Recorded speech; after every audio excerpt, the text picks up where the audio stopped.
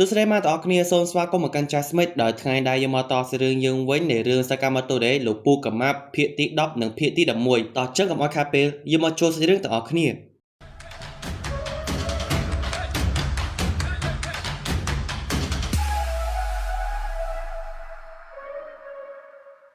ការដែលពួកគេទាំងអស់ជួបបញ្ហាមិនឈប់ជាពិសេសទៅនឹងជួបរឿងការពីនៅសារមន្ទីរអ្នកវិទ្យាសាស្ត្រទៀតជានឹងស្រាវທາງពិតជាអស់កម្លាំងណាស់ពួកគេមិនមានកម្លាំងសំបីតែធ្វើការពេលដែលដឹងអញ្ចឹងសកម្មភាពក៏មានកម្រងនាំពួកគេទាំងអស់ទៅសម្រាប់លំហែកាយតែម្ដងហើយកន្លែងដែលគាត់នាំពួកគេមកវាគឺជាកន្លែងម៉ាសាអាងទឹកក្តៅតែឈិនវិញពិតជាបារម្ភសុវត្ថិភាពគាត់ខ្លាំងណាស់ជាពិសេសពេលនេះគេក៏អស់កម្លាំងទៀតសមត្ថភាពអាចចិត្តរបស់ឈិនក៏ខ្សោយតាមនឹងដែរតែសកម្មភាពប្រាប់ថាមិនបាច់បារម្ភទេថ្ងៃនេះគឺជាថ្ងៃសម្រាកគាត់ចង់ឲ្យទាំងអស់គ្នាមានពេលជំរះភាព stress ខ្លះពេលចូលមកដល់ខាងក្នុងឈិនក៏បានប្រាប់ពួកគេថានេះគឺជាលើកទី1សម្រាប់គេហើយដែលមកងូតទឹកនៅកន្លែងបែបនេះងាកមកខាងអាម្នាក់ប្រុសនេះវិញវាមានឈ្មោះថាយោថារ៉ូហើយវានេះគឺធ្វើការជាឃាតករតែត្រឹមជាពួកកប៉ិកកពុកមិនខ្លាំងអីណាទេទោះបីឪពុករបស់វាបើកហាងម៉ាសាអាងទឹកក្តៅដ៏ធំក៏ដោយសារតែធុញពេកទៅវាទៅដាក់ពាក្យធ្វើការជាឃាតករមើលទៅការដែលឪពុករវល់វាក៏បានមកជួយចាំហាងរបស់គាត់ការដែលបានឃើញគ្រួសាររបស់សកម្មភាពហើយយោថារ៉ូពិតជាភ្ញាក់ផ្អើលណាស់នេះឬសកម្មភាពថារ៉ូអតីតឃាតករដែលមានថ្វីដៃទេពនោះ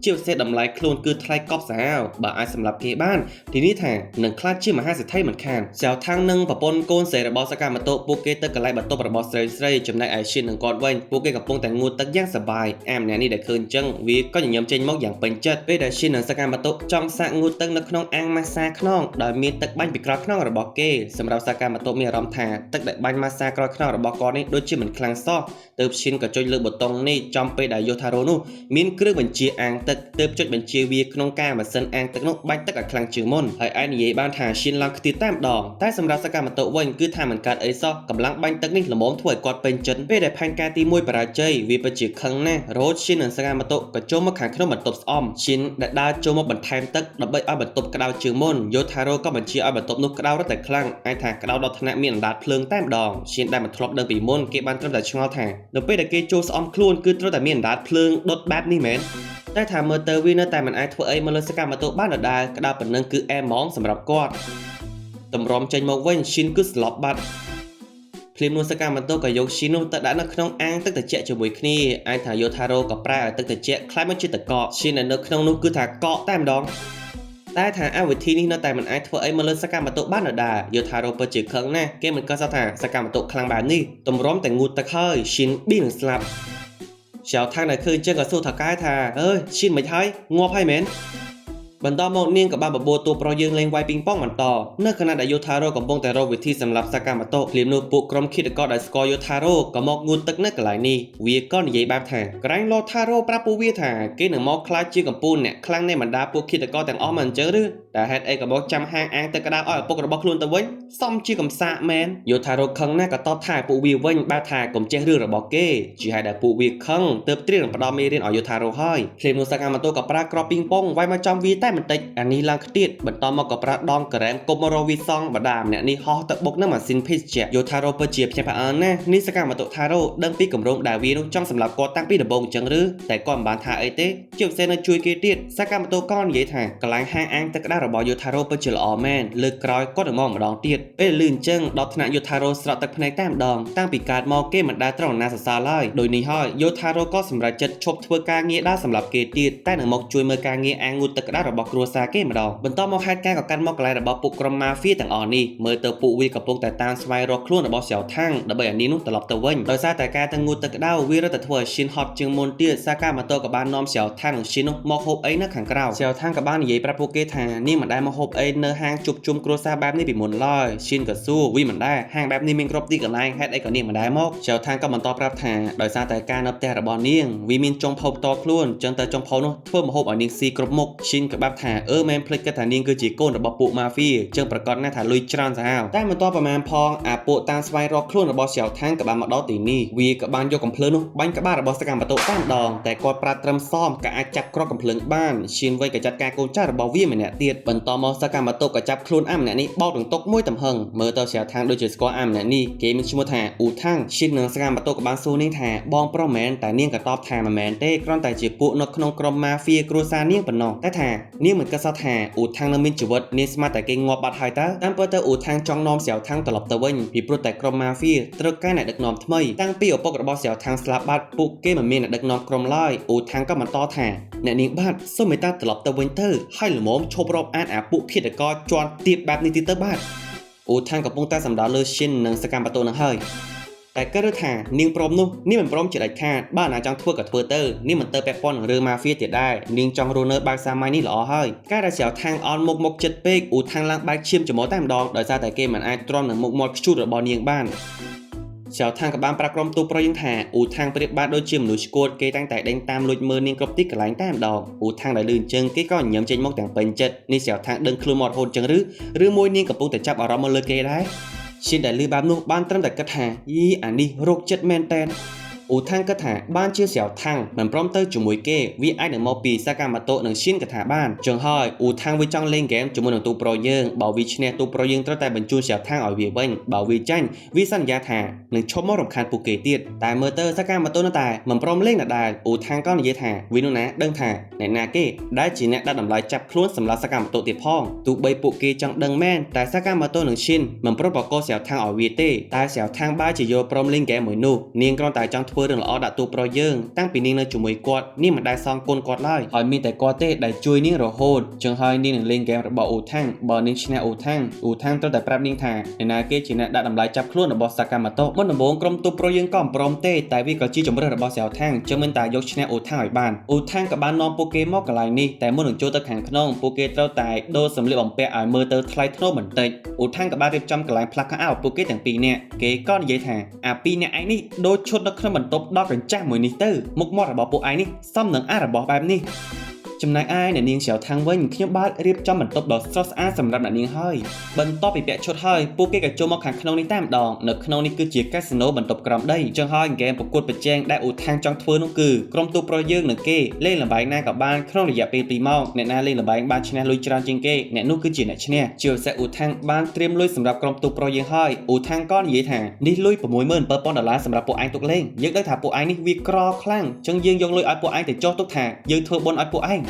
មើលទៅសៀវថាំងពិតជាបារម្ភណាស់ពីព្រោះការលេងល្បែងគឺជារឿងដែលអ៊ូថាំងពូកែបំផុតនឹងហើយបាទដោយទៅនឹងសៀវថាំងនិយាយអញ្ចឹងអ៊ូថាំងអង្គុយលេងមិនទាន់បាន4នាទីស្រួលបួរផងតែឈ្នះលុយមកវិញរហូតដល់$20,000បាត់ហើយតែសកម្មភាពថារ៉ូក៏ប្រាប់នាងថាមិនបាច់បារម្ភទេពីព្រោះឈិនមានសមត្ថភាពអាចអានចិត្តមនុស្សបានតែថាពួកគេទាំងពីរនាក់ដូចជាមិនធ្លាប់លេងល្បែងពីមុនចឹងទៅសៀវថាំងក៏បារម្ភនឹងហើយឈិននិងសកម្មភាពក៏បានរកកន្លែងលេងផ្សេងគ្នាឈិនមកអង្គុយលេងតែម្នាក់ឯងនៅកន្លែងនេះកាលដែលពួកតានេះឃើញឈិនគេដឹងភ្លាមថាឈិនទៅមកថ្មីដោយនេះហើយពួកគាត់នឹងបោកឈិនឲ្យអស់ពីខ្លួនហ្មងសៀវថាំងដែលបារម្ភក៏បានដណ្ដើមបៀពីដៃរបស់ឈិនព្រោះនាងដឹងថាឈិនមិនសូវចេះលេងដណ្ដើមគ្នាចុះឡើងរហូតសន្លឹកបៀនោះក៏ធ្លាក់ពីដៃរបស់គេពួកតានេះវិញដែលឃើញសន្លឹកបៀរបស់ឈិនវាពិតជាសប្បាយចិត្តណាស់តែមើលទៅសន្លឹកបៀក្នុងដៃរបស់ឈិនវាធំជាងរបស់ពួកគាត់ឈិនដែលអាចអានចិត្តរបស់ពួកគេម្នាក់វាបានធ្វើឲ្យឈិនដឹងថាគេនោះត្រូវធ្វើយ៉ាងម៉េចដើម្បីឈ្នះឈិនក៏ដាក់លុយទាំងអស់ដែលមានក្នុងការភ្នាល់លេងល្បែងមួយនេះពួកតាដែលឃើញចឹងពិតជាភ្ញាក់ផ្អើលណាស់ពួកគេមិនគិតសោះថាឈិនហ៊ានដល់ថ្នាក់នេះចំណែកឯសកម្មភាពវិញគាត់កំពុងតែលេងហ្គេមចាក់គ្រាប់បាល់ពេលដែលដាក់លុយចាក់លេខ14ហើយតែគ្រាប់បាល់បៀនឹងចូលលេខ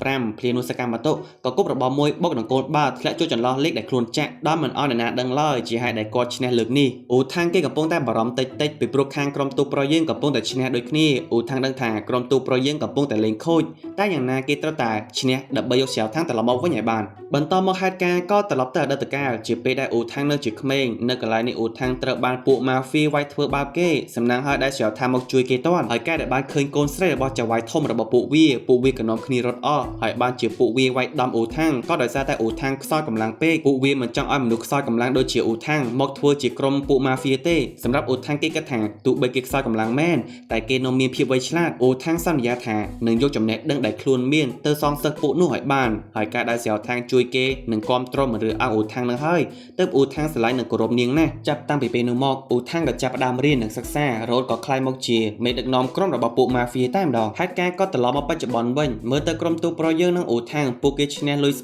មើគ្នាគ្មានណាឈ្នះនិងអ្នកចាញ់ឡើយតែដើម្បីឆាប់ដឹងលទ្ធផលលឿនអ៊ូថាំងក៏នាំពួកគេលេងល្បែងចាប់បៀបើសិនជាក្នុងចំណោមពួកគេទាំងអស់នៅសល់សន្លឹកបៀ Joker អ្នកនោះនឹងចាញ់ឈិននិងស្កាម៉ាតូពេលដែលលឿនចឹងក៏សប្បាយចិត្តបន្តិចពីព្រោះល្បែងនេះវាមិនសូវរញ៉េរញ៉ៃតែថាអ៊ូថាំងក៏សុំបន្ថែមគ្នា2នាក់ទៀតដោយសារតែក្រុមទូប្រុសយើងមានគ្នា3នាក់ហើយបើឲ្យលេង3ទល់1វាដូចជាមិនយុត្តិធម៌សោះការដែលចែកបៀហើយសៀវថាំងក៏យំតែម្ដងដោយសារតែសន្លឹកបៀ Joker នៅនឹងនាងឈិនវិញក៏បែបថាយីចែហេតុអីក៏សួយម៉ែតែអ៊ូថាំងដែលចង់ឈ្នះចិត្តនាងគេក៏ធ្វើជាយកសន្លឹកបៀ Joker មកទុកនឹងខ្លួនគេតែម្ដងហើយគ្រាន់តែសង្កេតទឹកមុខរបស់នាងក៏ដឹងបាត់ហើយពេលដែលអ៊ូថាំងចាប់សន្លឹកបៀដំបូងទឹកមុខរបស់នាងគឺឡើងរំភើបតែពេលដែលដូរមកសន្លឹកផ្សេងទៀតសៀវថាំងបែរជាចង់យំអ៊ូថាំងដឹងភ្លាមថាសន្លឹកណាជា Joker ហើយដើម្បីកុំឲ្យអ្នកនាងសៀវថាំងពិបាកចិត្តអ៊ូថាំងក៏ដោះសន្លឹក Joker ពីនាងមកសៀវថាំងពិតជាសប្បាយចិត្តណាស់ដែលសន្លឹកបៀ Joker មិននៅនឹងនាងទៀតហើយហើយវាក៏ដល់វេនរបស់ឈិនហើយមើលទៅអ៊ូថាំងវាដឹងថាឈិនមានសមត្ថភាពអាចអានចិត្តរបស់មនុស្សបានជាហេតុដែលឈិននោះភ្ញាក់ផ្អើលមែនតើថាហេតុអីបានជាអ៊ូថាំងដឹងចឹងមិនត្រឹមតែប៉ុណ្ណោះអ៊ូថាំងដឹងទៀតថាឈិនអាចអានចិត្តរបស់មនុស្សបានគឺពេលដែលម្នាក់នោះនិយាយវាក្នុងចិត្តប៉ុណ្ណោះអ៊ូថាំងក៏បានគិតនេះគិតនោះមិនឈប់ហើយឈិនដែលអាចអានចិត្តរបស់អ៊ូថាំងគេមិនដឹងថាមួយណាជាសន្លឹកបៀ Joker ឡើយការដែលខំប្រឹងអានពេកដល់ថ្នាក់ឈិននោះបែកឈៀបច្រមុះសន្លប់បាត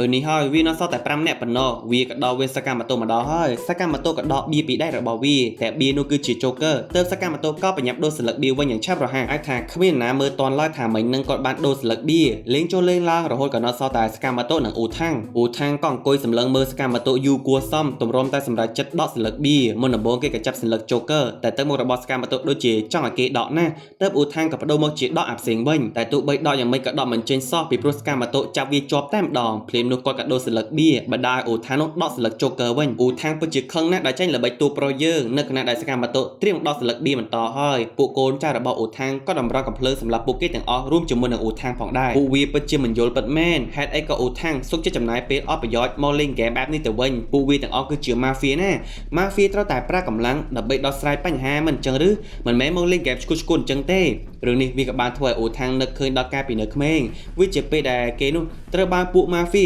ចោមរោមវាយធ្វើបាបដោយសារតែអ៊ូថាំងនោះមិនមានកម្លាំងខ្លាំងស័ក្តិសមជាម៉ាហ្វៀនៅពេលដែលពួកវាត្រៀមនឹងបាញ់សម្លាប់គេហើយអ៊ូថាំងក៏និយាយបែបថាតាមពិតទៅគេនោះដឹងថាពួកវាកំពុងតែក្បត់ខ្លួនទៅបញ្ជាឲ្យគេផលិតកាំភ្លើងបែបថ្មីបើពួកវាហ៊ានយកកាំភ្លើងបាញ់គេកាំភ្លើងនឹងផ្ទុះប្រកាសណាស់ដៃរបស់ពួកវានឹងដាច់មិនខានគ្រាន់តែលឿនជើងពួកវាក៏ទម្លាក់កាំភ្លើងចោលអស់ជាឱកាសដែលសកាម៉ាតូជួយដល់ចិត្តការពួកវាម្ដងម្នាក់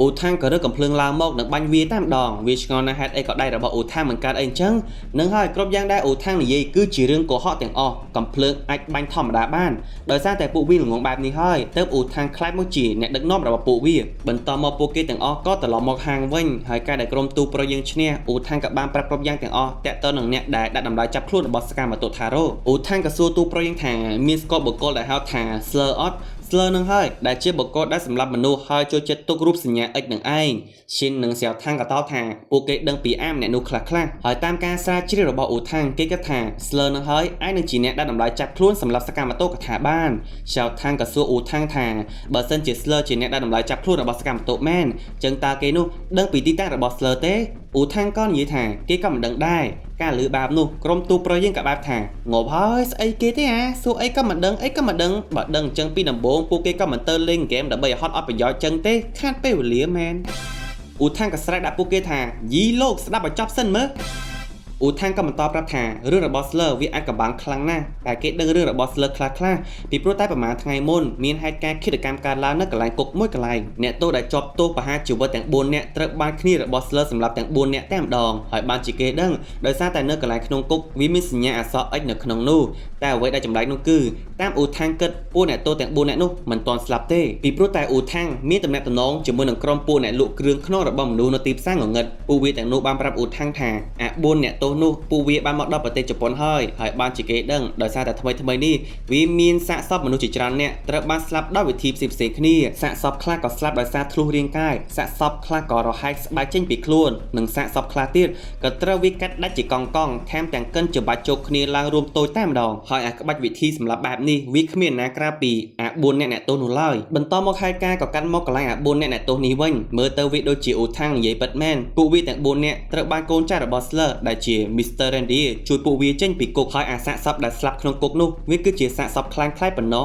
ដើម្បីឲ្យប៉ូលីសគិតថាពួកវាបានស្លាប់បាត់ហើយបន្តមក Mr. Randy ក៏បានជួលពួកវាដើម្បីទៅសម្លាប់ក្រុមទូប្រយើងជាពិសេសវាមានតារាងឈ្មោះរបស់ Shin Sakamoto សៅថាននិង Heisuke ទៀតផងត្រឡប់មកខាងក្រុមទូប្រយើងម្ដងទៀតអូថាំងកាត់ដែលដឹងថាក្រុមទូប្រយើងធ្លាប់មានរឿងជាមួយនឹងពួក X ហើយគេពិតជាភ័យណាស់អូថាំងក៏មានកម្រងចង់នាំសៅថាងរត់ទៅជាមួយគេតែមើលទៅពួកគេមិនបានខ្វល់នឹងកំណត់របស់អូថាំងទេសម្រាប់សកាម៉ាតូថារ៉ូគាត់ក៏និយាយថាបើសិនជាអា4អ្នកនោះវាគ្រោះថ្នាក់ខ្លាំងដល់ថ្នាក់នេះយើងមិនអាចបណ្ដោះពួកវាមានសេរីភាពទេពួកយើងត្រូវតែទៅចាត់ការពួកវាឲ្យបានអូថាំងដែលលឺអញ្ចឹងបានត្រឹមតែកាំងមួយកន្លែងនេះពួកគេទាំងនេះមិនខ្លាចស្លាប់ទេអីហើយរឿង Sakamoto Day Season 1លោកពូកម៉ាក់ឃីតកោរដូវកាលទី1ក៏បញ្ចប់ត្រឹមនេះចឹងជួបគ្នានៅ Season 2 ណាបាទចំពោះ Season 2អាចនឹងមកដល់ខែកក្កដាឆ្នាំនេះនឹងឯងមុននឹងបញ្ចប់វីដេអូមីនេះខ្ញុំបាទក៏សូមអរគុណដល់បងដែលគាំទ្រពីភាគ1ដល់ភាគបញ្ចប់ចឹងជួបគ្នានៅ Season 2 ណាបាទហើយជាពិសេសក៏សូមអរគុណដល់បងដែលបានគាំទ្រនិងឧបត្ថម្ភខ្ញុំកន្លងមកមិនថាគ្រប់វិធីក៏ដោយទោះបីវាតិចសម្រាប់បងមែនតែវាមានតម្លៃណាស់សម្រាប់ខ្ញុំចឹងបើបងចង់ឧបត្ថម្ភខ្ញុំអាចឧបត្ថម្ភខ្ញុំបានតាមរយៈ QR Code នេះដើម្បីជាកម្លាំងចិត្តក្នុងការនាំយករឿងរ៉ាវផ្សេងៗមកសម្រាប់ជូនអ្នកទាំងអស់គ្នាទៀតចឹងបើអ្នកទាំងអស់គ្នាស្រឡាញ់រឿងនេះស្រឡាញ់វីដេអូនេះស្រឡាញ់រឿង anime ដូចខ្ញុំស្រឡាញ់រឿង Hero Marvel DC ដូចខ្ញុំចឹងកុំភ្លេចចុច Share ចុច Like និង Subscribe មកណាមួយផងបាទ Just mate bye bye